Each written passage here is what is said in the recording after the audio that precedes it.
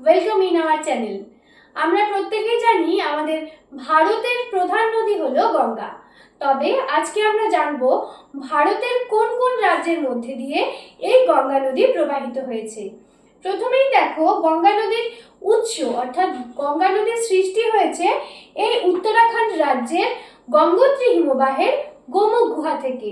তারপরে সেটি উত্তরপ্রদেশের মধ্যে দিয়ে বিহার, ঝাড়খণ্ড হয়ে আমাদের পশ্চিমবঙ্গে ঢুকেছে, যেখানে দুটি শাখায় বিভক্ত হয়ে যায় এই নদীটি। একটি শাখা পদ্মা নামে বাংলাদেশে প্রবেশ করে, আর অন্য শাখাটি ভাগীরথী নামে প্রথমে ঢোকে আমাদের পশ্চিমবঙ্গে, তারপরে সেটি হুগলি নামে পরিচিত হয় এবং সবশেষে বঙ্গোপসাগরে মিলে যায়। আজকে আমরা জানলাম গঙ্গা নদীর গতিপথ সম্বন্ধে। এবার তোমরা বলো তো, গঙ্গা নদীর দৈর্ঘ্য কত?